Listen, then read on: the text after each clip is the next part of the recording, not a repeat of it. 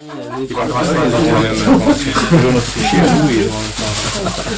might not be there when you come down. Oh, well, too bad.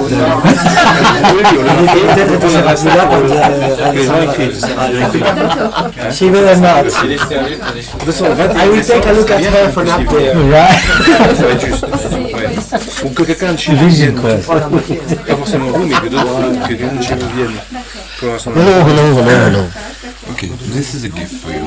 Oh, okay, thank you. This is a face. I've read them already. Is that my name? This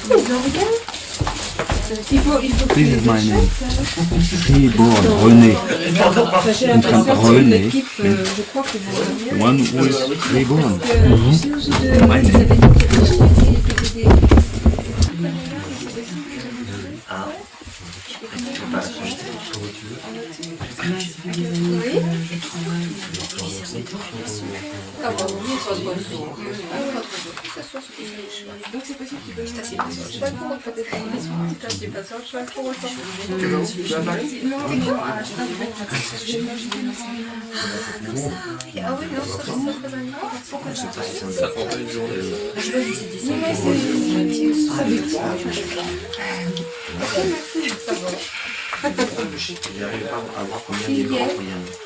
Il est rangé.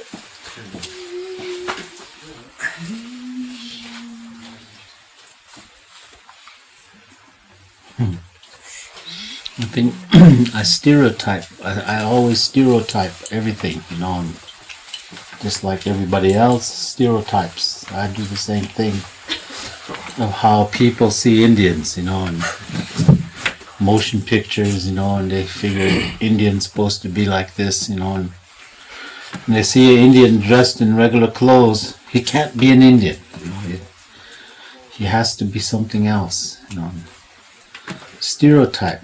I'm the same way. My perception of a Frenchman, okay, black hair, curly, light beard, mustache, the cap on the side of his head, a tam, I guess they call it in English. Very smartly dressed, nice, and with a cane, walking along the road. That's my perception of a Frenchman. I've never seen one. One like this. But that's always my perception of a Frenchman. But I haven't seen one like this yet. All over France. A lot of curly hairs. Either fat or skinny.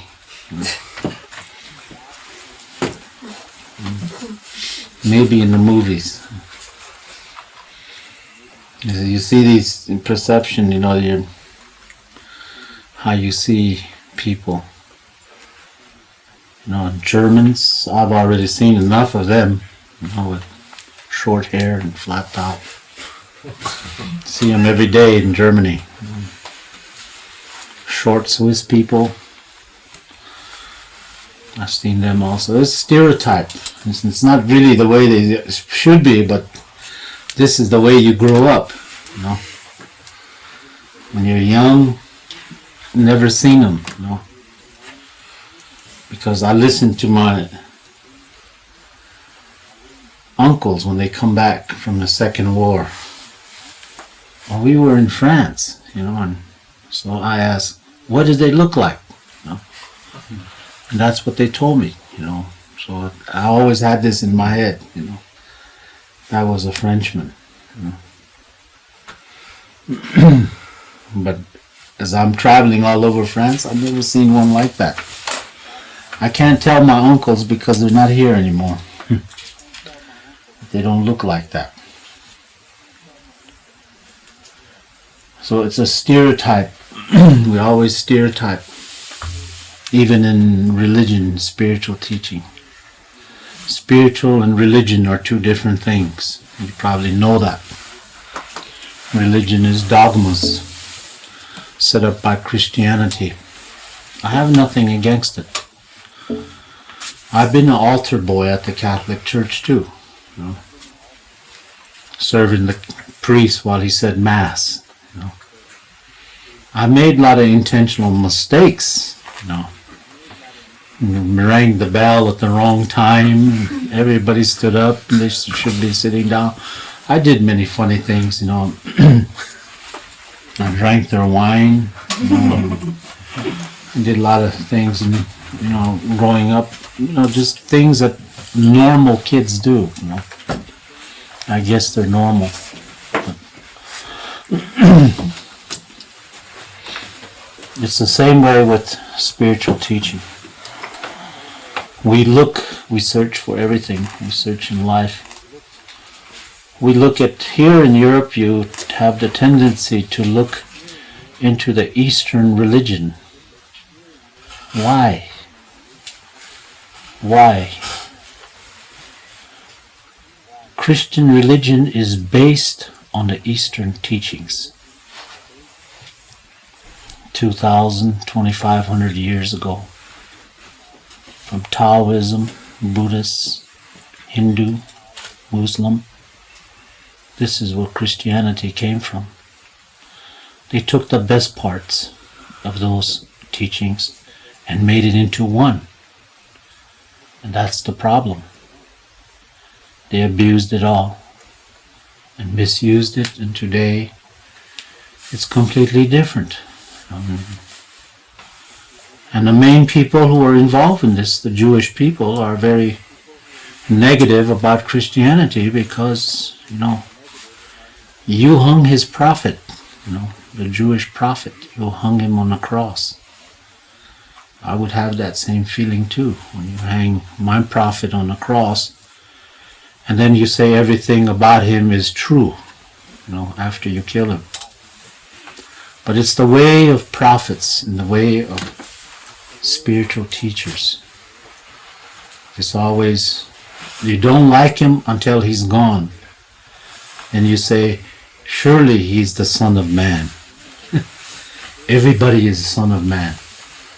Every human. All of us. There is no religion practiced upon this earth that is compared to the Indian religion, to the Indian teaching. There is none. Today, none of them is compared to ours. Completely different from all. So you participated in the sweat lodge. You purified yourself. You learned a little bit about something. But one thing about the sweat lodge is there is no end. Because it's a circle of life. It's a circle that continues on and on. So if you have a square, it has ends. It ends there, it ends there, it ends here, it ends there. You just keep making squares and always a dead end. Where the spiraling, the circle, spiritual teaching never ends and goes round in a circle. You are born from your mother, then you make the circle of life. And you come back to the original. You make this circle in your life. Once you reach that point, it's time to go to the spirit world. You reach the point. And some of them pass it, this circle. It's a very spiritual time. You might say even that these people are reborn again. These old men, maybe one of your grandfathers, have made a complete circle already. Came to that end and start getting childish. Getting very childish. They already made a circle. Let them be childish. Keep them with you, your fathers and your grandfathers. Take them home and keep them with you. So they're childish. They can get along with the grandchildren. And that's the way we always do it. We're taking care of all the aunties. And the grandfathers of mine are already gone. So we're taking care of the aunties, and once they're gone, then ours is finished. And we become old, and my grandchildren will take care of me. So don't put him in an old age home over there to die of loneliness. All over Europe you see old age homes. Special houses built for the old people. But the interesting fact is that you don't take, if you're a school teacher, isn't it beautiful to take all your pupils to the old age home and sit down and let the old people do some talking? They can tell you some things that you don't know about. Let them talk about war if they want to. Maybe that's the problem today. Young people do not realize what war is all about, because your fathers don't want to tell you what it really was, why it was. But they'll do it only when they're drunk in a bar someplace. They sit down, oh, they remember so-and-so here. You know, these people should clear their minds, tell their children what really took place. They want to know. And in this way, you know reality, you know, what is really real. Sometimes you don't want to hear it because you're overly educated. I don't want to hear about war, you know. But it's part of life. This life we're living now, it shouldn't be, but it is. So if it is, we got to accept it. And to accept it, we accept our fathers and our mothers and our grandfathers. We have to accept them for what they believe and why they died and why they're not here. We have to accept that feeling. I do that for my parents. My parents are gone. I have a grandfather living, and I have a great grandmother living at 117. And I listen to what she says.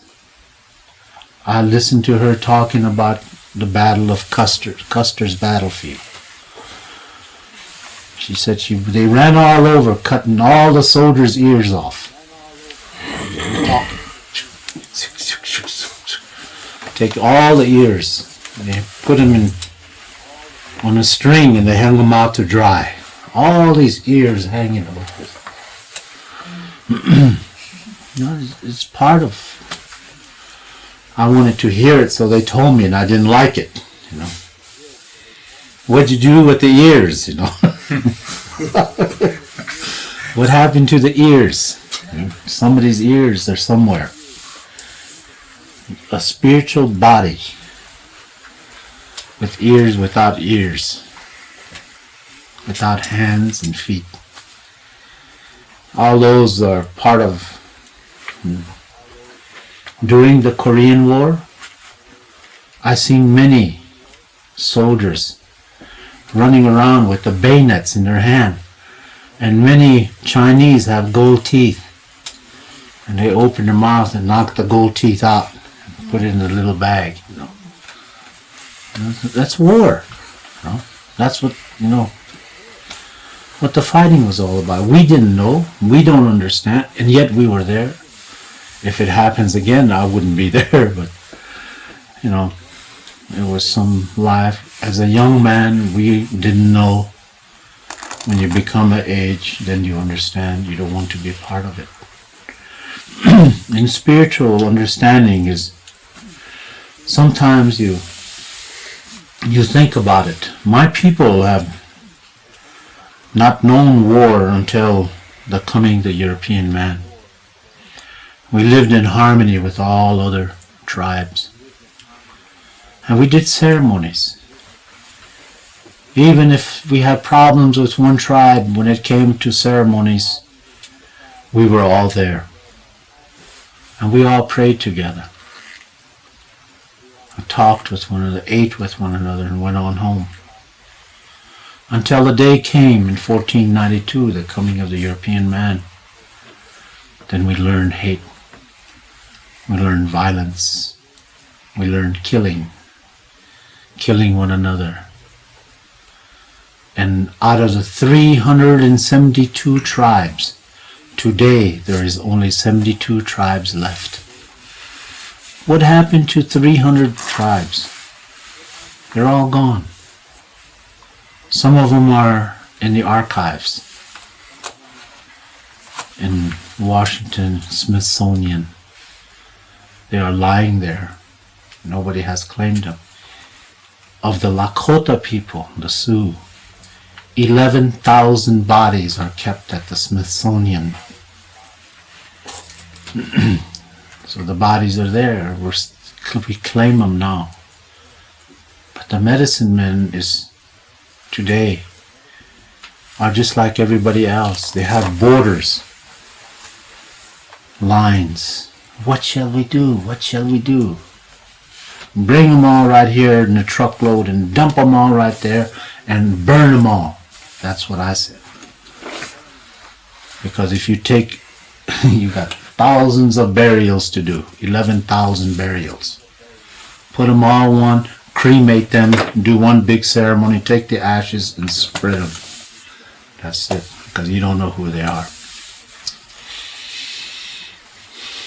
All the other medicine men didn't agree with me. That was 2 years ago and they still haven't solved it. And I know that's what's going to happen. Cremation, do it this way. Sometimes you have to do what you think best. And we try to do the ceremony, the sweat lodge, in the best way that you can understand it, so you can find yourself. But remember how I said this, the sweat lodge and the application of the sweat lodge to your problem in life is the answer. You find yourself. I'll teach you how to do it, and here it is. You got drug, alcohol problem, other problems of the world. There it is. This is the way it's done. You take it from there and do it to apply it to your problems in life, and how to apply this sweat lodge to your life. And that's what we would just like to see. We don't expect you to be a medicine man and all this kind of stuff, you know. We just give it to you because it doesn't belong to us. It doesn't belong to Lakota people, the Navajo, the Iroquois, the Choctaws, Crees, Crows, or anybody. It belongs to the people. And here it is. Take it. Learn it. And maybe with these, with the way of the sweat lodge and the way the ceremonies are done, you will connect yourself once again to the standing stones that your grandfather has left here. Count those stones. I've already counted them. There's always 12 or 16. 12 is the family sweat lodge, 12 uprights. 16 is the public sweat lodge. It's a bigger one. There's always those two numbers. Then there is the higher number, 24, 32, 36, 42, 54, 62, 64, 72, 82, 92, and 104. Those are standing stones.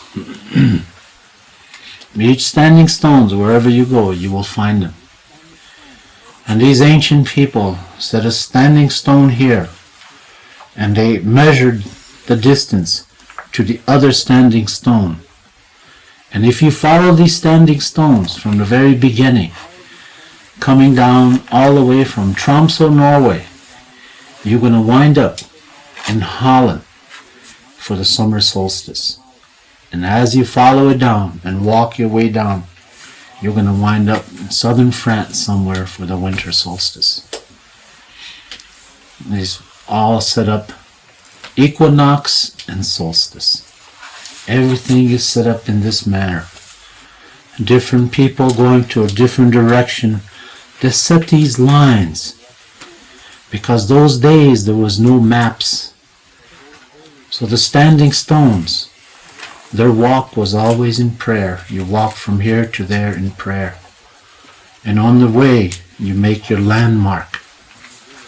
And you made your landmark, and there you came, there you prayed. There you stayed, and then you went on. So the next generation follows the same line. And the generation and the generations after that. And they leave them here for you. Said, here they are. These were wise men long before the Roman times. These were the wise men who set these up. Because they knew that the coming generation will not understand them. They will not take them down. They will leave them standing. And there is a question mark on each one. Because the people living here today don't understand what they are. So we try to bring you this purification ceremony and connect it with the teaching that was once here. Find this connection. It's easy to find. There's other people. I gotta go over there. My time is short here in Europe. My time is coming almost to a close. Other people, I gotta go. I got to go to India because the people are asking, come over here. I got to go to Russia and China. Those are other people. I'm gonna go over there the next 10 years. So traveling in this way, so we teach you the right way so that you can learn the right way. And we go on to the next one. And you find yourself. And maybe 20 years from now, when we meet at this circle again, things will be different. Maybe the children, your children, will understand it. Understand the Sweat Lodge, the ceremonies behind it. It is my hope, that these will happen. The future. And everything, what we have told you in the Sweat Lodge and the ceremonies are not fiction. It is the truth given to my family by the grandfathers. And as the family, the head of my family, and the entire tree of my family, and also as the keeper of the ancient songs, I can tell you that many of these things are the truth, and we have to only tell you the truth that we have to tell you. Then the rest of it you can find yourself. Find it. We build a Sweat Lodge, There it stands. Don't let weeds grow on it. Come over and use it once in a while. You're traveling over from Nancy, you want to go to Strasbourg, call him up, say, can we stop for a Sweat Lodge? That's a good idea, There's Sweat Lodge, 36 Sweat Lodges in Europe. They're all over the place. We set them down everywhere. I set them here, here, here, here. 36 of them now. 36 in the prisons in the United States. 142 prisons. 36 of them have Sweat Lodges. So you sweat a lot of Sweat Lodges now. I have Sweat Lodges from Baja, California, all the way up to Alaska. 18 Sweat Lodges along the coast, running out of the Sweat Lodge into the ocean. It's a beautiful way to purify yourself. We have Sweat Lodges, these ceremonies everywhere, these healing ceremonies, very important to us. And the women have to start getting involved in these healing ceremonies. Start making it a monthly thing after your moon time. If there's 5 or 6 women on their moon and they finish, come to the Sweat Lodge. You don't need a medicine man there. You don't need a pipe keeper there. You just need yourself. Be there to do it. You know, we teach you that. We teach you how to do it. So don't forget it. And then say, oh, I don't know. We got to have a medicine man. I know how you Frenchmen are. You like to argue over many little things. They don't mean nothing. But yet you argue over little tiny thing, you know. This ant is headed for his home. One that said, no, he's not going over there. He's going over here. You know, so you see, he's going this way. And the other one says, no, he's going to turn around. He's going to come this way. Yet, no, he's going over here. Everybody argues over something that's going straight. Doesn't mean nothing, but it does. To me, it's a way of life. You know, you argue about it. It's good to argue about it once in a while. It gets monotonous to people who listen to this. You know, we think about it. And my wife said, I wish you can get Renee and Guy to go on the next caravan. I said, why? He said, the whole trip is worthwhile when those two are on the caravan because they argue over everything. You know? And it's a good trip, you know. It's this. But that was my wife's reaction, not mine. Is she French? Hey, remember, when the time is come to build a teepee, we both are the first. Every time. Even if we argue. Okay?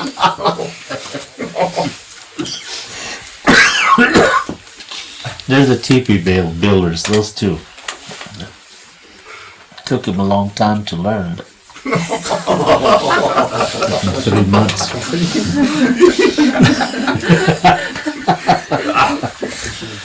Many arguments.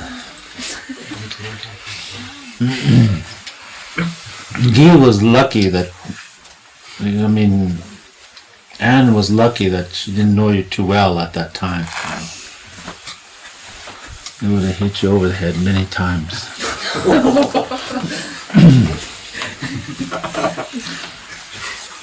But Said it would be negative for these 2 days. But all in all, what I really want to say is thank you for coming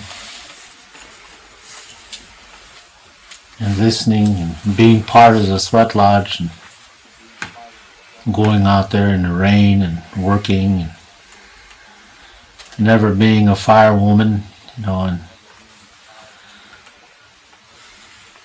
and trying your best to do something there, you know, although you make so many mistakes.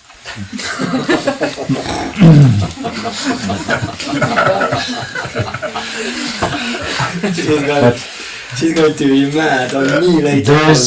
That's the way to learn, you know. You've got to learn this way, you know. You can't learn by sitting there and criticizing. You got to get involved, you know. You can't be like Guy, get involved in everything, you know, argue in the middle. Guy is Guy. We have to have people like Guy all over the world. So we do everything is right, you know. Everything was good feeling, you know. Everything was nice. To me, this seminar was a lot better than we had it last time, you know. But it gets better as we go along. Everything goes nicer and nicer. Pretty soon we'll have steps going down. Railing to hold on to get to the Sweat Lodge. Turn the shower on over there. And sit inside the sun. Rugs in Sweat Lodge. Carpet, yeah. Be comfortable, Guy. Guy was not comfortable. Let me tell you about some of the funny things that I've observed in this Sweat Lodge. First of all, the Sweat Lodge, you know, the Sweat Lodge center of the hole is not exactly there.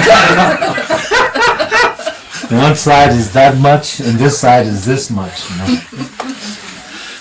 So it's very awkward to sit inside, you know. I try to look this way, but it's center. I try to center this in the middle, you know. I look this way and this way, but the center was still the same place, you know. And while I'm trying to figure this out, this morning sweat lodge for the men, it was a comical sweat lodge. It was like a Heoka sweat lodge. And for you women, you don't know that, so I'm telling you, because the men will never tell you. It was like a Heoka sweat lodge, you know. Here is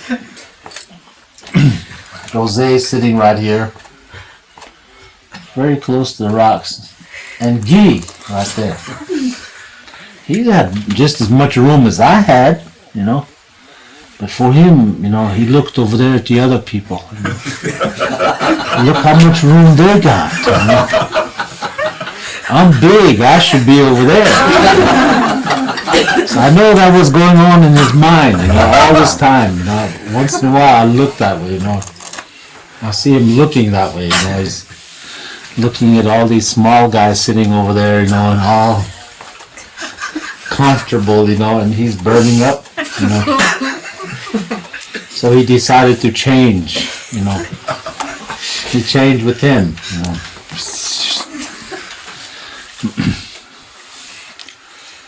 So he was comfortable over there. Now he's happy. And the interesting thing was his friend there beside him decided to follow him along. They sat down together, so I took all the rocks and I didn't put them in a hole this time. I put them on the ground over there on that side, close to them. Just in the center. Yes, it was in the center. Yes, it was off the so it was over there. It was out of the hole, but we brought the rocks to them because they were too comfortable. You know, we had to make them uncomfortable over there on that side. Make Jose a little bit more comfortable over here. So anyway, that's the comical thing. The spiritual thing behind this is some unseen things you do not see. That you don't change places inside the sweat lodge. This man goes in and prays. He's sitting right here and he prays. He's putting all positive vibration in this prayer, in this place where he's sitting. It's a hot place, but it doesn't matter because he's praying. He's not worried about burning up on that side or burning up over here. If you're going to burn up, you'll burn up either way, over there or over here. It doesn't matter. So if this person decides to change over there, all the positive vibrations is right there. And this man who comes from that side, taking his place, picks up all the positive vibrations. Gets very strong. And this man and that man who changed places, changed his vibrations he picked up. He picked up his vibrations inside the sweat lodge because they changed places. So you have Guy's vibrations and he has your vibrations. So you picked them up, you changed over. Everybody, you don't change. You go in the sweat lodge, that's the way you sit. Where you come back in, you want to change around. Oh, I like it there. You know. It doesn't work that way. So we're not there for comfort. In a spiritual way, you're hurting yourself because you don't understand it. You know, like one man, you know, these European, there's a lot of hobbyists, Indian who dress like, you know, some French who are dressed like Indians, Germans who are dressed like Indians. We had many Germans. There's about 14 camps, 14 teepees. And this is my first encounter with these Indians, you know. All of them buckskins, you know, and moccasins. They really look nice, you know, all this beadwork, you know. Just walking around camp, you know. Sweat lodge time. I got you. I put him in the sweat lodge and I made it so hot that there was nobody in there but me. All the Indians left. I was the only one who sat there. What happened? You're very nasty. I got outside and a man who dressed like a Crow Indian came over to me. He didn't have his Crow outfit on, he had his regular clothes. He said, he shook my hand, he said, "Lame deer," he said, "you know, I'm not really a crow." He said, that was the only honest man I've seen who admitted that he was playing all the time, you know. Don't take us for real Indians and don't make us suffer, you know. That was that kind of a feeling. That, therefore, we have to teach you about the sweat lodge before you go there. Know what it is and you know what you're getting into. So you have to understand it. That you don't jump around. You don't stand around the sweat lodge. I've been telling Guy, going on 4 years now. 4 years. Guy, don't talk outside of the sweat lodge while the sweat lodge is going on, please. Well, yeah, I guess I'm ready today. There he was again this morning, you know. Everybody was trying to pray and there's Guy, boy, he's talking, you know. Standing with the wind, you know, with the woman on her period. All these vibrations coming towards the sweat lodge. Yeah. If I could only had a rock to throw at him. I felt like, you know. But by that time the wind changed and they moved on somewhere else, you know. So.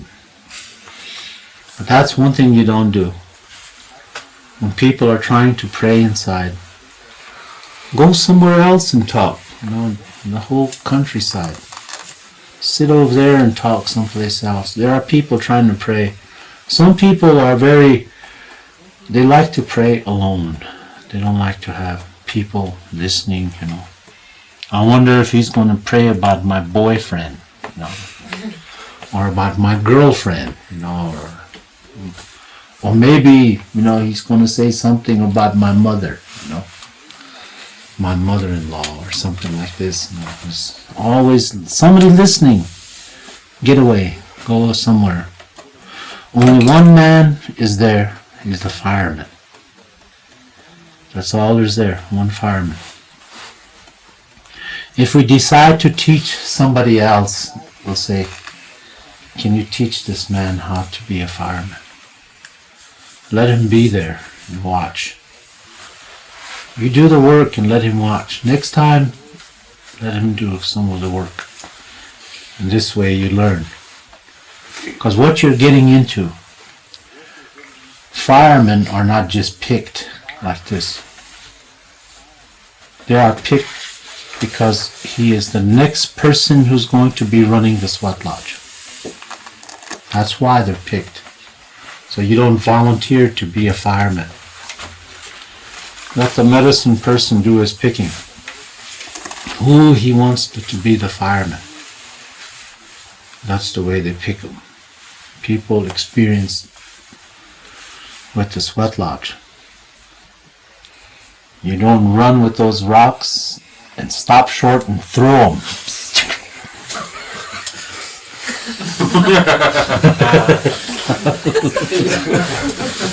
See, the rocks go sailing. Look like a seal coming down. And just everything you do. I'm talking about the women now, the way the women were handling the rocks. You know, just take your time. You know,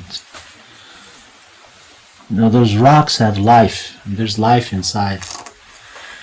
You just don't throw them around, you know, like this. They're nothing.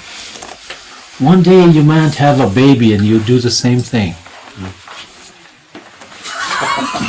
There he goes, you know, and Right in the crib, you know, the baby's knocked out. Watch it, it has life. You know, you gotta treat it like a baby. Just set it in there gently. You don't need to throw it because rocks break off and burns people. Set it in there, take it in there and stop over the hole and let the person take it off. Put it wherever he wants it. And this is the way we do it. Those are some of the things I observed in there in the last couple of days of the sweat lodge. It's been very good. In many ways, there was very good sweat lodges. And again, I would say that they were hot, but not too hot. It was nice. And that sweat lodge, we got to level it. We got to make the ground look like this. I'm sitting up here looking this high, and that one over on the other side is looking. It's low down there, you know. That person is looking up. I'm looking down. You know? It's really hard sitting in there because the ground is not level. You know? It's kind of comical, you know. It's hot where I'm sitting. I grant you, because I'm sitting way up here, you know. And you're sitting way down there, so you know you're down in the basement. I'm here upstairs, you know. You got to level it, you know, and build that sweat line. Really nice. And it'll be a good place to have good ceremonies.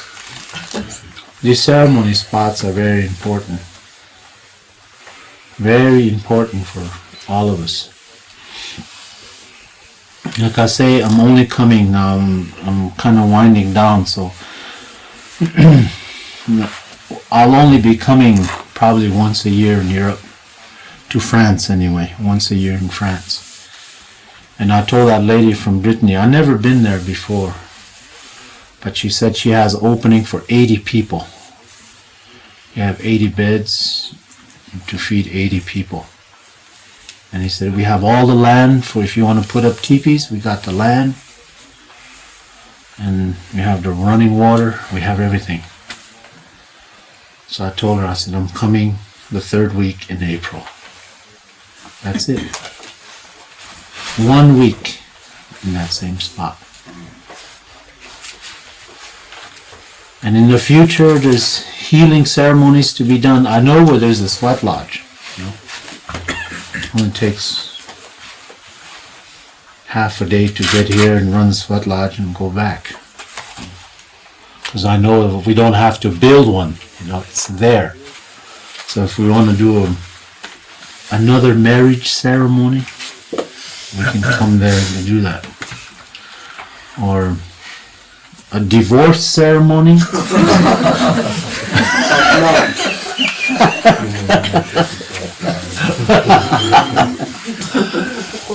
Or a name-giving ceremony. Renee's been asking me for a name, so I've been thinking about giving him a name. A real druid name. He mentioned Asterix, but that's out of it. That's funny papers. So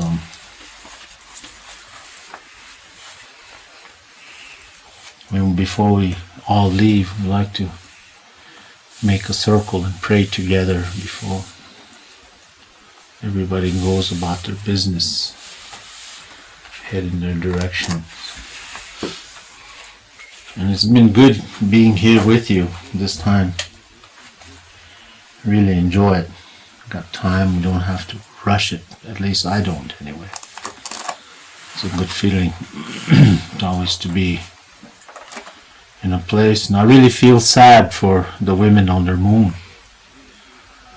But you know, you can't change that sometimes. But there's other times coming. And you'll be involved, and other women will be on their moon. I felt very sad for Anne one year. She spent so much time, and when it came to the Sundance, she was on her moon. You know, that's life. Sometimes you wait with patience and you'll find it comes little at a time. You have to find each other in reality and spiritually. For the days we've been here has been very good. We had beautiful dreams. Every night was like television. I'm not going to tell about the dream I had last night. Nice dream. Nice dream. Nice dream. That's all I can tell you. Nice dream. I'd be letting out all my secrets if I told you that. I want to let it go at that, because Guy has always said to me, you don't have a girl in France. He always says, you don't have a girlfriend in France, If he's seen that dream last night, That's why I don't want to tell it. But I want to thank all of you for coming, and this lady that's just riding away as fast as she can. She's helped me last time in the last seminar with all her writing, because she knows that when I start talking, I'm like Guy, I cannot stop. So I will stop at this time, so it's your turn for the next 20 minutes.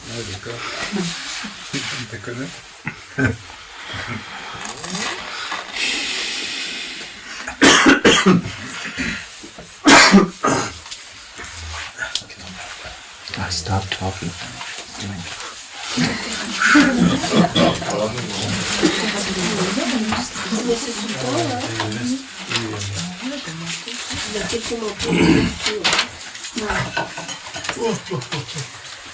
Bon, alors, je vais stéréotyper là. On fait toujours des stéréotypes, c'est-à-dire que il y a des gens qui stéréotypent, par exemple les Européens stéréotypent les Indiens, c'est-à-dire qu'ils se les imaginent d'une certaine façon. Et moi j'ai fait la même chose en imaginant d'une certaine façon les Européens. Par exemple, si les Européens voient un Indien qui s'habille à l'européenne, ils ne vont pas croire que c'est un Indien. Et par contre, moi j'ai une idée des Français, je les vois bruns, avec une moustache, habillés je sais pas trop comment, et qui marchent tout droit dans la rue comme ça. Comme dit. Très, très habillés, très bien, très smart et tout, et qui mangent le bord d'une route. Mais en fait, je n'ai jamais vu des comme ça. Donc c'est un stéréotype qu'on se fait des Français, ou qu'on se fait des gens. Et par exemple, je n'ai jamais vu des comme je pensais les imaginer, où ils sont gros, où ils sont gros.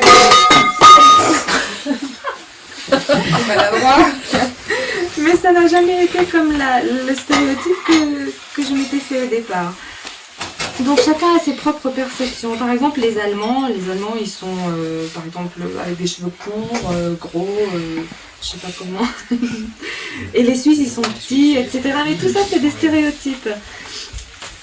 Et en fait, ces stéréotypes, on vous les donne et vous les gardez et vous grandissez en même temps. Par exemple, j'ai entendu parler mon oncle quand il est revenu de la Deuxième Guerre mondiale, et il était venu en Europe, et je lui ai demandé comment sont les Français, comment sont les Européens, et c'est comme ça qu'il me les avait décrits.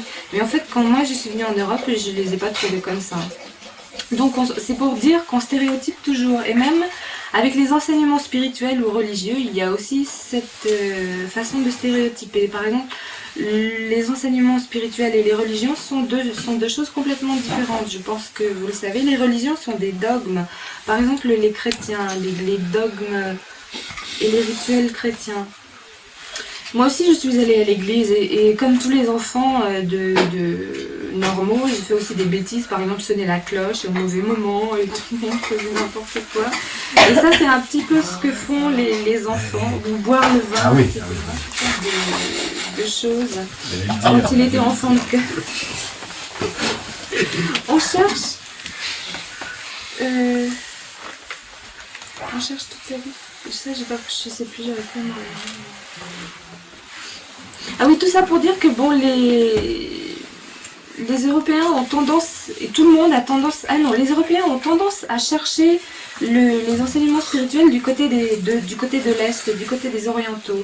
Le christianisme est une religion qui est basée sur les traditions orientales, comme le taoïsme, le bouddhisme, l'islam, et puis bon, les musulmans, les islamiques. Et tout cela, les enseignements chrétiens ont pris c'est la base de tous ces enseignements pour faire l'enseignement chrétien. Ils ont pris le meilleur de tous ces enseignements et ont fait l'enseignement chrétien. Mais en fait, l'enseignement du christianisme a été complètement abusé et maintenant il a été complètement abusé et transformé. Par exemple, il y a aussi les juifs, qui sont donc aussi à l'origine de cette religion, qui sont très négatifs à propos des chrétiens. Il y a toujours ces espèces de barrières entre les religions.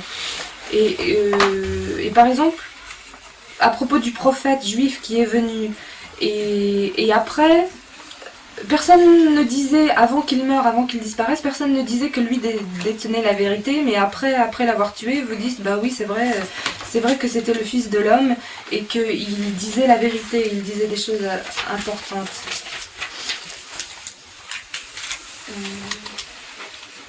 Mais en fait, ça aussi, il fallait peut-être s'en apercevoir avant, ou dire que le fils de l'homme, c'est, bon, tout le monde peut le dire. Rien des enseignements chrétiens, etc. ne peut être comparé aux enseignements spirituels des Indiens. Les enseignements spirituels des Indiens sont très différents de tout ça. Par exemple, vous avez donc expérimenté une sweat lodge et vous vous êtes purifié dans une sweat lodge. Et les enseignements indiens n'ont rien à voir avec ces dogmes. Ils représentent le cercle de la vie. Et c'est un cercle qui ne s'arrête jamais, c'est un cercle continu. C'est pas comme un carré qui s'arrête à chaque côté, il y a une coupure dans un carré. Les enseignements indiens sont en cercle, ils n'ont pas de début, pas de fin, ils continuent toujours. Tous les enseignements spirituels sont ronds. Pas de début, pas de fin, comme le cercle de vie. Et vous revenez à l'origine. Et une fois que vous avez atteint ce point, c'est-à-dire quand vous avez fait tout le tour du cercle et que vous êtes revenu au point d'origine, c'est là que vous avez atteint le point spirituel et que c'est le moment de partir dans le monde spirituel. Ce que vous appelez le paradis ou quelque chose comme ça. Peut-être il y a des grands-pères, certains de vos ancêtres qui ont pu faire ce cercle entier. Et à un moment donné, on peut remarquer qu'ils retombent dans l'enfance, qu'ils sont à nouveau comme des enfants. Mais ça ne veut pas dire qu'il faut à ce moment-là les mettre dans des maisons de vieillesse ou des choses comme ça. Il faut les garder avec vous, il faut les garder et prendre soin d'eux. Ce sont les petits-enfants qui s'occupent des grands-parents après qu'ils aient atteint un âge comme ça. Et nous tous, tout le monde, nous allons devenir vieux et à ce moment-là, ce seront nos petits-enfants qui prendront soin de nous. En Europe, c'est bizarre, il y a beaucoup de maisons pour les vieux ou de maisons du 3e âge et nous les aînés, on se demande pourquoi vous faites cela. Et s'il y a des choses bonnes à faire, des choses positives, par exemple, s'il y a des gens qui sont instituteurs ou qui ont des élèves à l'école, par exemple, essayez de prendre tous vos élèves et emmenez-les en visite dans une maison de vieux, par exemple. Et essayez de laisser ces vieux parler, de les laisser s'exprimer. Et vous allez voir que tous ces gens-là, ils ont des choses à nous dire, les grands-parents, etc. Ils ont beaucoup de choses à nous dire et on doit les écouter. Laissez-les parler de tout ce qu'ils veulent. Par exemple, s'ils veulent parler de la guerre, et bien laissez-les parler de la guerre parce que les grands-parents, ils ont des enseignements à donner et aux enfants ou aux petits-enfants. Les enfants doivent savoir la vérité, ils doivent savoir ce qui s'est passé. Par exemple, vos parents, ils n'aiment pas parler de la guerre ou ils ne veulent pas vous en parler. Par contre, les grands-parents, ils vous diront que c'est comme ça et comme ça que ça s'est passé. Et par exemple, on entend des enfants qui disent non, moi je veux plus entendre parler de guerre, etc. Parce que c'est à cause d'une certaine trop d'éducation où on leur a inculqué ces choses-là. Les parents n'en parlent pas parce que, je sais pas, ils ne connaissent pas trop ou ils se sentent mal à l'aise. Ils veulent pas dire exactement comment ça s'est passé. Par contre, les grands-parents peuvent transmettre des vérités qui datent de beaucoup plus loin. Par exemple, je crois que sa grand-mère a 107 ans, c'est ça qu'il a dit ? il parle de sa grand-mère qui est toujours vivante et qui a 107 ans et il entend parler de la bataille de Custer. Et elle lui raconte que quand les soldats de Custer sont venus et qu'ils ont massacré tous les Indiens, et à un moment donné, ils ont coupé toutes les oreilles, je crois, et les ont mis sur un fil, les ont accrochés je sais pas où. Et alors ils se demandaient, mais qu'est-ce que ça veut dire? Pourquoi est-ce qu'ils ont coupé toutes ces oreilles? Qu'est-ce qu'ils veulent faire avec ces oreilles, etc. Qu'est-ce que ça veut dire? Bon, les corps, c'est des corps tout entiers avec des mains, des pieds, des oreilles. Pourquoi est-ce qu'ils ont pris seulement les oreilles, etc. Un autre exemple, c'était pendant la guerre coréenne, je crois. Ah oui, les Chinois, ils ont pris les dents en or de tous les cadavres, ils ont récupéré toutes les dents en or. Et bon, alors tout ça, c'est des histoires de guerre, des histoires qui se sont passées avant. Toutes ces histoires de combat, on ne sait même pas pourquoi et comment ça s'est fait, mais on doit essayer de comprendre et essayer de savoir qu'est-ce qui s'est passé pour que nous, on puisse comprendre. Et essayer de comprendre ça d'un point de vue spirituel aussi. Chez nous les Indiens, avant l'arrivée des Européens, c'est-à-dire avant 1492, l'arrivée des premiers Européens, mon peuple vivait en harmonie. Et bon, il y avait peut-être certains petits problèmes entre les tribus, etc. Mais tout le monde priait ensemble, tout le monde se retrouvait à certains moments donnés, il y avait des cérémonies ensemble. Mais à partir de 1992, à partir de l'arrivée de l'homme blanc, à ce moment-là, ils ont commencé à connaître la haine, la violence, qu'est-ce que c'était que tuer les autres, etc.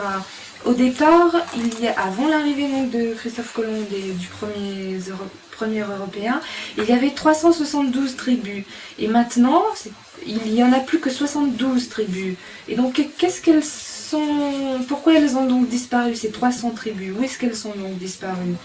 Et bon, je peux vous dire qu'il y a à peu près 11 000 Sioux, je crois, 11 000 Lakota qui ont été tués, qui ont été massacrés, et dont les corps se trouvent un peu partout, je sais plus où, les villes qu'il a citées, et dans des caveaux, enterrés n'importe comment, comme ça. Et je sais pas, à cause d'histoires de frontières, où il y a toujours dans les dogmes des frontières, des barrières, etc. Et il proposait, par exemple, de reprendre ces corps et de tous les brûler, pour qu'il y ait, je sais pas, une espèce de purification de tous ces corps qui ont été enterrés n'importe comment. Et en fait, c'était pas bien de faire ça. Mais les autres hommes de médecine ne sont pas d'accord, et depuis je sais pas combien d'années, il n'y a jamais rien qui a été fait, et jamais rien n'a été fait. Par contre, ce qu'il proposait, c'était la crémation, de tout brûler, de faire disparaître ces corps. Quelquefois, il n'y a pas d'enseignement spirituel qui nous dise qu'est-ce qu'il faut faire. Il faut qu'on essaye de comprendre en nous-mêmes ce qu'il y a de mieux à faire dans certaines circonstances. Et pour vous aussi, il faut utiliser la Sweat Lodge dans le meilleur de ce qu'elle peut vous apporter. Et essayer de trouver des applications dans votre vie quotidienne et aussi à vos problèmes quotidiens. Essayez d'appliquer la Sweat Lodge vraiment à vous-même pour que vous en tiriez les bénéfices. Par exemple, essayez de comprendre comment l'utiliser, par exemple, pas de drogue, pas d'alcool, ou pour ceux qui ont des problèmes de drogue ou d'alcool, comment est-ce qu'on peut utiliser la Sweat Lodge pour essayer de se purifier, de se guérir, etc. Donc vraiment essayer de l'intégrer en quotidien, dans notre vie de tous les jours. Par exemple, nous les Indiens, les hommes médecine qui vous enseignent des choses, etc., on ne s'attend pas du tout à ce que les Européens deviennent comme ça du jour au lendemain des hommes médecine, et de toute façon on n'attend pas du tout ça, mais ce qu'on vient vous apporter, ça n'appartient pas aux Lakota, c'est pas des enseignements spirituels qui sont vraiment d'eux, ce sont des enseignements spirituels qui appartiennent à tout le monde, et on essaye simplement de vous remettre en connexion avec ces enseignements qui au départ appartenaient à tout le monde, pas aux Lakota, ni aux Sioux, ni aux Crocs, etc., ni spécialement aux Indiens, mais à tout le monde de partout, et petit à petit ça a disparu. Donc on essaye de vous réapprendre ça pour que vous vous reconnectiez avec la terre, avec les pierres, avec l'esprit de la terre. C'est surtout ça qu'on essaye de vous faire retrouver. Bon, il y a les Sweat Lodges qui sont construites avec 12 branches, ça c'est pour les Sweat Lodges de famille, et puis il y a les Sweat Lodges pour le public, pour tout le monde, qui sont avec 16 branches. Par exemple, à propos des monticules de pierre qu'on met au milieu, Il y a les souhaitages à 24 pierres, ou à 32 pierres, ou à 36 pierres, ou à 42, ou à 54, ou à 62, ou à 64, ou à 72, 82, 94 ou 104 pierres. Et tout ça, donc, c'est de nombres définis de pierres dans les différentes cérémonies de sweat lodge. Et les pierres, bon, vous pouvez construire des sweat lodges et vous pouvez trouver des pierres n'importe où, là où vous êtes. Dans n'importe quel pays, il y a toujours des pierres qu'on peut trouver et on peut donc faire des sweat lodges. Ensuite, je vais parler des pierres dressées, les pierres que l'on met debout et la signification que ça avait. Ce sont des pierres, par exemple, il y en a un petit peu partout en Europe, des pierres dressées, on peut en voir, je sais pas où, en Hollande ou en Angleterre ou même en France. Bon, il y a des pierres qui ont été dressées et qui ont une signification. Ça veut dire qu'à certains moments, il y a le soleil qui s'orientait, par exemple au solstice d'été, on voyait le soleil atteindre telle position par rapport à un alignement de pierres dressées, etc. Et aussi ensuite pour le solstice d'hiver, on voyait le soleil dans une autre position, toujours par rapport à ces alignements de pierres. Et donc toutes ces pierres avaient des significations. Et au niveau des équinoxes, pendant les équinoxes et les solstices, il y avait donc des positions du soleil très précises par rapport à ces alignements de pierres. Et tout ça, c'est les gens qui les ont dressés, c'était pour aider les autres personnes et pour transmettre ces enseignements donc aux autres. Il y avait donc les gens qui voyagent, différentes personnes qui voyagent dans différentes directions, et ces pierres dressées étaient posées là pour donner des indications à ces gens. Ça s'est fait à une époque il y a très très longtemps où il n'y avait pas de carte, il n'y avait pas de plan, et les gens se guidaient avec ces pierres dressées et le soleil. Par rapport à ça. Et aussi, elles étaient faites pour prier, c'était des endroits des lieux de recueillement, des lieux de prière. Les gens savaient qu'autour de ces lieux-là, c'était des lieux assez sacrés, privilégiés, autour desquels ils pouvaient prier. Et donc il y avait des inscriptions aussi, des signes faits sur ces pierres, parce que les gens qui les ont faits et les gens qui les ont gravés savaient que plus tard c'était des enseignements qui se transmettraient de génération en génération. Et donc ces gens-là, on les appelait les hommes sages, l'homme sage. Et ça c'était bien avant les Romains, et ils savaient que plus tard, d'autres gens se serviraient de leur connaissance. Ils savaient beaucoup plus que nous,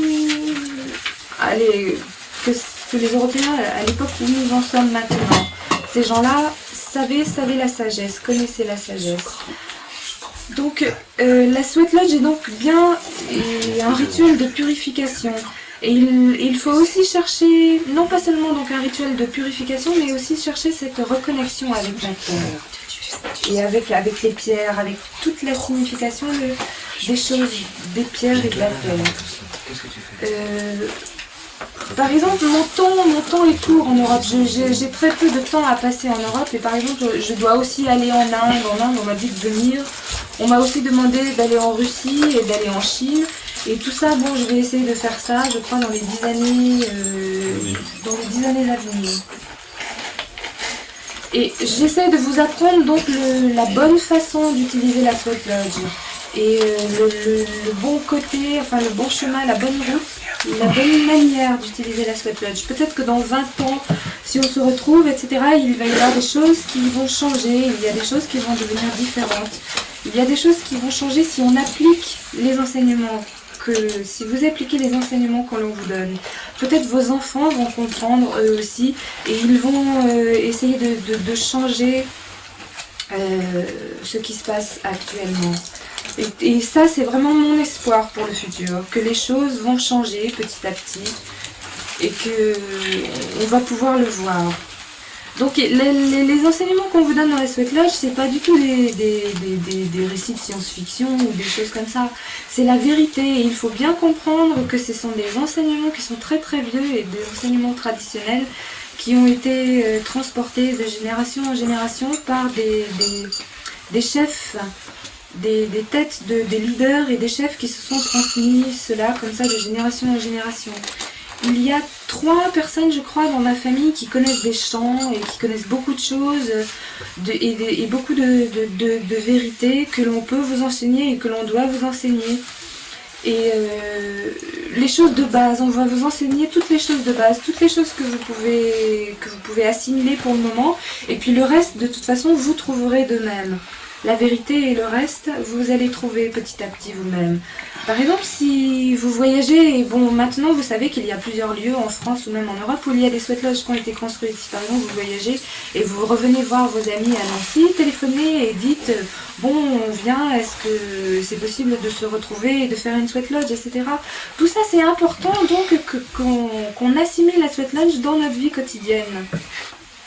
Partout, on a construit de partout, là, depuis que je viens en Europe, j'en ai construit de partout, je crois qu'il y en a 36 à peu près partout en Europe, et il y en a aussi 36 sweat lodges je construis dans des prisons aux États-Unis, je crois, dans 142 prisons, et aussi ou 142 prisonniers, c'est ça, aux USA.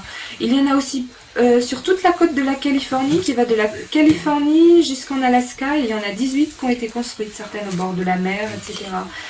Donc là où il y a des endroits, il faut là où les sweat lodges sont construites, c'est bien de les utiliser. Les cérémonies de guérison, il y a donc les cérémonies de purification avec les sweat lodges et aussi les cérémonies de guérison qui sont différentes et qui sont aussi pour nous très très importantes. Et bon, par rapport aux femmes aussi, il y a des choses qu'elles peuvent faire ensemble. Par exemple, si 5 ou 6 femmes se retrouvent ensemble et qu'elles viennent juste de finir leurs règles, peut-être elles peuvent décider de faire une sweat lodge toutes seules. Bon, elles n'ont pas besoin d'un homme médecine ou pas besoin d'une pipe, etc. Elles peuvent simplement utiliser le fait qu'elles sont là et qu'elles sont présentes et qu'elles peuvent faire quelque chose. Je vais parler des Français qui sont toujours en train d'argumenter, toujours en train de parler sur telle petite chose.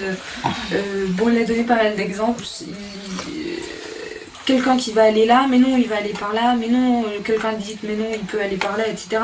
Enfin, tout ça sur des choses qui n'en valent pas la peine. Beaucoup de gens parlent sur des espèces de conversations futiles, et des fois, c'est pas la peine d'argumenter comme ça sur les choses, mais il faut essayer de comprendre et il faut essayer de s'impliquer et de faire les choses, et même si on fait des erreurs ou des bêtises au départ, c'est que comme ça qu'on apprend, en faisant les choses et en réparant petit à petit, en essayant de comprendre et comment faire mieux à chaque fois. Alors là, j'ai un petit trou par rapport à quelque chose. Il a dit, sa femme parlait de René et de Guy. Et j'ai discuté tout le temps quand ils ont fait la caravane aux États-Unis. Ils s'engueulaient tout le temps, mais René a protesté en disant que c'était quand même eux qui finissaient le montage. Il bien qu'un médecin Guy a d'abord demandé pourquoi Guy et René ne reviennent pas, parce qu'on se marre. D'accord. Et puis après, juste avec Anne aussi, Anne a eu de la chance, je sais pas pourquoi, je sais plus. Ah bon? Je vais pas être bien à ce moment-là, ou je sais plus quoi, je sais pas ce qui s'est passé. On ne pas trop bien connaître Guy à ce moment-là, je crois. Anne a eu beaucoup de chance d'avoir été à ce moment-là, parce que Archie, il aurait dû donner beaucoup de taloches à Guy. Voilà, je crois que c'est ça. Et il ne l'a pas fait, parce qu'Anne était là. Enfin bon, bref, voilà. Mais ce que je veux vraiment dire, et quelque chose de très important et que je voudrais dire, c'est aussi que je vous remercie tous ceux qui sont venus ici, et je vous remercie tous d'avoir donc participé à la Sweat Lodge et d'être venus pour essayer de comprendre, etc. Bon, même tous ceux qui ont... Je remercie aussi les gens qui sont venus pour la première fois, ou les femmes qui ont fait Femmes du Feu pour la première fois, etc. Bon, il y a eu pas mal d'erreurs aussi qui ont été faites pendant ces cérémonies de Sweat Lodge, mais bon, c'est que si on essaye, non, si on se trompe, c'est pas grave, c'est bien d'essayer et de comprendre pourquoi, c'est comme ça qu'on apprend, c'est comme ça qu'on comprend les choses, et on doit donc s'impliquer dans les choses. Par exemple, il faudrait qu'il y ait beaucoup de gens comme Guy, alors là, qui veulent faire plein de choses, qui veulent essayer d'être impliqués dans plein de choses, et de faire beaucoup de choses. C'est bien qu'il y ait des gens comme Guy, et il faudrait qu'il y en ait beaucoup qui essayent de faire beaucoup de choses comme ça. Bon, par exemple, il va y avoir des choses, il parlait de douche, je crois. il va y avoir des douches bientôt qui essayent d'améliorer tout le temps ou de faire des choses plus confortables, etc. Bientôt, il va y avoir des douches installées à côté de ces L'escalier pour des descendre. escaliers pour descendre, des douches, pour pied des sweat lodges, etc. Et par exemple, une des choses les plus amusantes que j'ai vues ici dans la sweat lodge, c'était une sweat lodge, c'est la sweat lodge d'ici qui est ronde. Et le trou n'est pas, pas exactement au milieu et le terrain donc un peu bancal, hein, c'était donc très bizarre de voir un petit peu comment elle est faite. Si d'un côté on est placé à droite ou à gauche du centre et on trouve que le centre il est un petit peu bancal comme ça, c'est à cause du terrain qui n'est pas bien droit. Et ce matin, il s'est passé des choses très bizarres pour la sweat lodge des hommes. Et on aurait dit que c'était une sweat lodge des yokas. Et bon, je vais essayer de vous raconter, parce que les hommes, ils diront certainement pas ça à leur femme. Hein. Je vais essayer de vous raconter ce qui s'est passé ce matin dans la sweat lodge des hommes. Alors, je crois qu'il y avait José assis d'un côté. Et puis...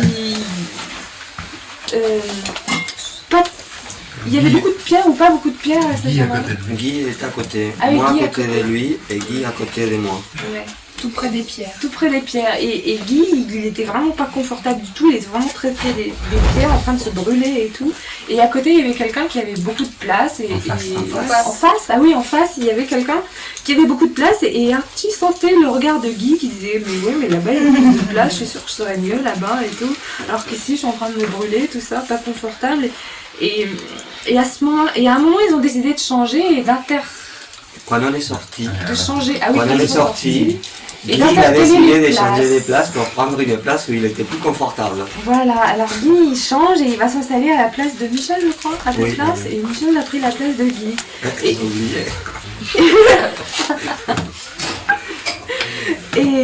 Et alors à ce moment-là, ils ont changé, ils ont mis plus de pierres du côté où il y avait Guy, et moins de pierres de l'autre côté où il y avait José pour voir que, bon, pour faire comprendre à Guy que c'est pas, on vient pas là dans une sweat lodge pour être confortable et tout, mais c'est pour autre chose. Et on a mis un peu moins du côté de José pour qu'il ait à nouveau, aussi que ce soit bon pour équilibrer le confort, etc. Et tout ça, c'est des petites choses, mais c'est important. On ne doit pas changer. Une fois qu'on a décidé de prendre nos places, de la façon dont on rentre dans la sweat lodge, on doit finir toute la cérémonie de la sweat lodge avec les mêmes places que l'on a, même si l'on sort. Parce que quand quelqu'un rentre, il y a les énergies et des vibrations qui se mettent autour de cette personne à cet endroit précis. Des énergies positives, voilà, qui se concentrent à cet endroit précis. Et si un homme prie et met donc toutes ces énergies positives à cet endroit-là, il y a... c'est donc important qu'il retrouve sa place, sinon cela va tout changer. La personne qui va se retrouver là aura les énergies positives de l'autre et l'autre aura donc d'autres énergies. Et il va y avoir une comment ça s'appelle ? Confusion. Une confusion d'énergie. Merci.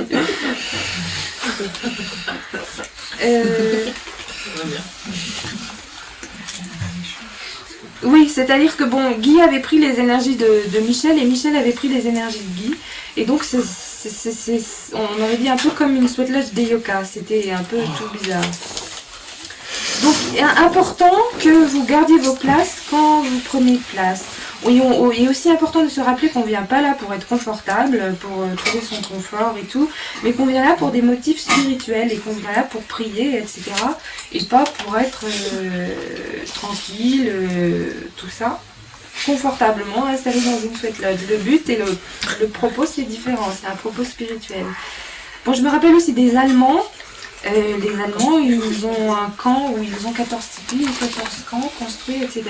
Et les Allemands, ils sont très, comment on dit, impliqués dans le côté hobby, habillés en indien avec des beaux mocassins, des habits comme les crocs, enfin plein de trucs très belles. Mais quand, par exemple, dans ce tipi, on dit, bon, dans ce camp de tipi, maintenant on dit, bon, allez, c'est l'heure des sweat lodges, et tous les Indiens, là, allez hop, dans les sweat lodges. Et Archie a fait une sweat lodge très très chaude, et tous les Indiens sont tous sortis. Et il s'est retrouvé tout seul dans la sweat lodge, parce que tous les autres avaient disparu, quoi. C'était trop chaud pour eux, et il y a un seul qui était habillé en croc, qui est venu lui dire à la fin, mais il est venu lui serrer la main et lui dit mais non, il faut pas que ça soit trop, faut pas nous prendre pour des Indiens, en fait on n'est pas des vrais Indiens quoi, c'était trop chaud, on ne peut pas supporter tout ça. Donc il faut bien comprendre que les sweat lodges, c'est des enseignements spirituels et qui n'ont rien à voir avec le fait des stéréotypes, etc. qu'on se fait de l'Indien, habillé de telle façon, avec des plumes, etc. Par exemple, Guy, ça fait 4 ans qu'il fait des sweat lodges maintenant, et je lui dis chaque fois ne pas parler à l'extérieur quand la sweat lodge vient de commencer et qu'il y a des gens qui prient à l'intérieur. Et tout à l'heure, j'ai entendu, pendant que la sweat lodge des femmes avait commencé, j'ai entendu Guy qui parlait et tout, très fort comme ça, et il dit oui, non, je le ferai pas, et puis en fait 5 minutes après, il change, et il parlait avec je sais plus qui, les femmes qui avaient sur leur lune, celle qui est venue, la fille qui est venue, etc. Et il a dit qu'il ressentait toutes les énergies négatives et tout qui venaient là. Et donc, c'est pas bien, il faut essayer de respecter, quand une sweat lodge a commencé, essayer de respecter ce qui se passe et les prières qui se passent à l'intérieur, et ne faites pas trop de bruit à l'extérieur, etc. Quand les gens essayent de prier et de se concentrer. Essayez, si vous voulez discuter, aller plus loin, aller ailleurs, mais essayez de comprendre que les gens qui sont là, ils n'aiment pas être dérangés ou aiment être seuls et tranquilles pour leur prière. Et il y a seulement l'homme, le fireman, l'homme du feu, qui peut être là autour. Donc, donc un rôle très important qui est celui de l'homme du feu et qui n'est pas volontaire, qui est désigné. On ne désigne pas au hasard l'homme du feu. C'est l'homme médecine qui désigne l'homme du feu parce que c'est un rôle important et c'est celui qui est destiné après à devenir homme médecine, à guider les cérémonies de sweat lodge. Donc c'est important qui on choisit, qui est-ce qui devient homme du feu.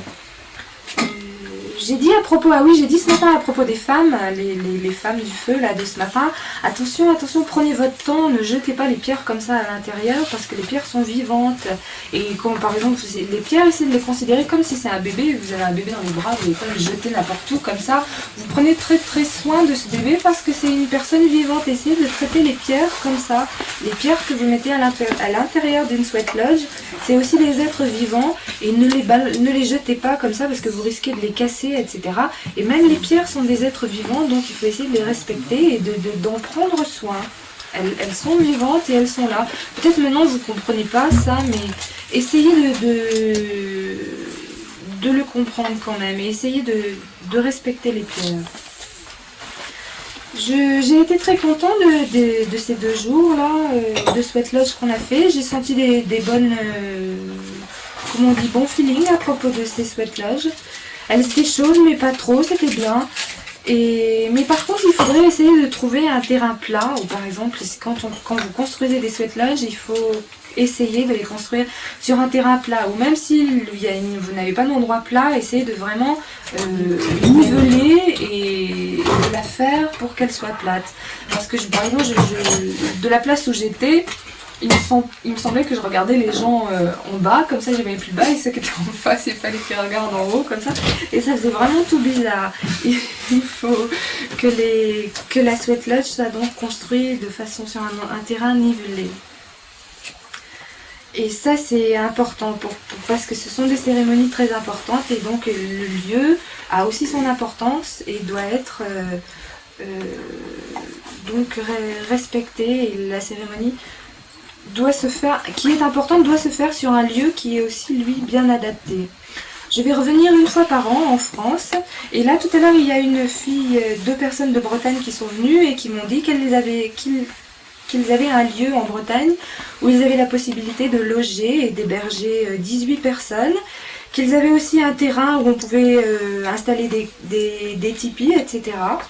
Donc je vais venir la 3e semaine d'avril et je vais venir pendant 1 semaine tout entière, Par exemple, on va prendre une première demi-journée pour construire une sweat lodge et ensuite, une fois qu'elle sera construite, on va commencer les cérémonies, etc. Peut-être qu'il va y avoir d'autres cérémonies par exemple d'autres cérémonies de mariage ou peut-être des divorces, on ne sait pas. Et aussi peut-être une autre cérémonie de nom, c'est Guy qui lui a demandé une cérémonie de nom du nom. René qui a demandé à ce que tu as demandé à ce qu'il te donne un nom. Non, qui alors? On est en allant, T'as quand pas même. compris. Non, mais c'est ce qu'il a Si, si, il a dit ça. C'est ce qu'il a dit. Si, il a dit ça. Non, mais vous avez rien compris. Il a dit qu'il te donnerait Ah, un nom de Ça, c'est rien un compris. problème avec lui. Non, c'est ce qu'il a c'est le dit. vote, toi, t'as pas compris. Mais c'est ce qu'il a dit. T'as pas compris qu'il était en train de se foutre de moi. Ah bah ça, de toute façon, oui, Bah ça, alors, oui. et moi, je n'ai rien demandé. Teasing. Ah, c'est bien ce qu'il a dit. Bien sûr qu'il a dit, oui. René. I'm teasing Renee. Ah, il amuse, Oui, Les gens blagues. taquinent. il te taquine. I can think of many names Toi, je for t'ai pas you. compris. Il pense à plusieurs noms d'ailleurs pour toi. C'est un secret. C'est un secret. Vraiment, faut que c'est un secret. On peut pas se partager dans la Non, vie. qui t'a secret? If you don't keep the secret, I'm going to tell yours.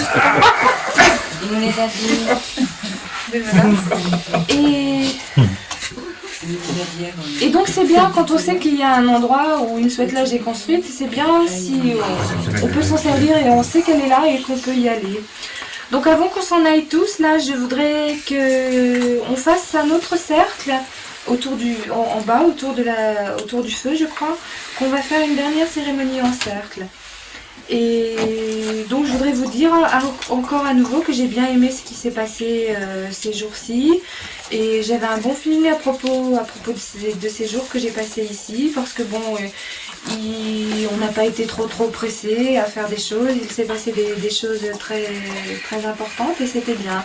Par contre je suis un peu triste, à propos des femmes qui avaient leur lune en ce moment. Mais bon, c'est pas grave, hein, le temps change et puis la prochaine fois, ça sera votre temps à vous. Et puis bon, il y aura peut-être d'autres femmes qui seront à ce moment-là sur leur lune. Mais c'est les choses, c'est le temps qui est comme ça. Et puis bon, peut-être une autre fois, vous aurez plus de chance. Il faut aller comme ça doucement et petit à petit à la fois. Les enseignements spirituels qu'on reçoit, c'est petit à petit. Il ne faut pas être trop pressé. Il faut prendre son temps et attendre que le bon moment arrive. Donc petit à petit, comme ça. Il faut aussi essayer de trouver vos propres enseignements spirituels à vous-même. Essayez de vous-même vous connecter avec le monde spirituel. Trouvez en vous ce qu'il y a. Trouvez vraiment votre réalité en vous. Bon, j'ai dit aussi que j'ai eu de beaux rêves ici. Par exemple, chaque jour, c'était comme si j'allumais la télévision. Je vous dirai pas tous mes secrets. Hein. Guy m'a demandé si j'avais une fiancée en France. Et alors, je veux pas dire. Ce qu'il a rêvé. Je veux pas dire ce qu'il a rêvé, voilà. Qu'est-ce qu'il dit après? Oui, je voudrais remercier tout le monde et aussi à propos de la traduction, là, moi qui écris à toute vitesse, pendant qu'il parle, parce que je sais que je commence à savoir maintenant que quand il parle, il est comme Guy, il s'arrête plus. Avant que vous vouliez, avant que vous partiez, Vas-y, continue. J'espère que tout le monde a pris, enfin ceux qui sont intéressés, a pris le papier des Belges pour le 21 décembre, avant qu'on aille en bas. Chacun a pris les papiers pour le 21 décembre. Bon, si vous ne savez pas, vous donnez les papiers. Donc ça, il faut absolument que je donne ce papier-là parce que le 19 au 21 décembre, les groupes belges de HUT veulent organiser un rassemblement de différents groupes français, européens, danois, anglais, allemands, belges, néerlandais, suisses, français. Bref, tous les gens que Archie a connus en Europe occidentale, qu'on puisse se retrouver le 19, 20, 21 décembre, d'une part, et puis le troisième week-end d'avril, on aura les adresses et les papiers des gens de Bretagne. Alors, tout de suite, si vous n'êtes pas entendu... There's two things I wanted to say also. Is I want to thank this man for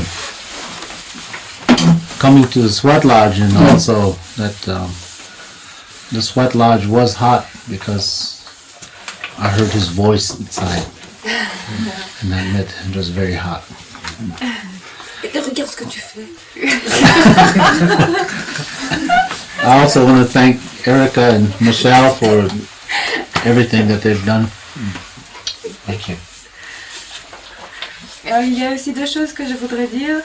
Je voudrais remercier cet homme qui est ici et qui est entré dans la Sweat Lodge ce matin parce que cette Sweat Lodge, c'était la première fois je crois qu'il rentrait et cette Sweat Lodge était très chaude. Et aussi je peux savoir qu'elle était très très chaude parce que j'ai entendu la voix de cet homme ce matin, donc je sais que c'était une Sweat Lodge très forte, très chaude. Et une autre chose que je voulais dire aussi, c'est remercier tout le monde. Erika et Michel. Ah, Erika et Michel. Voilà.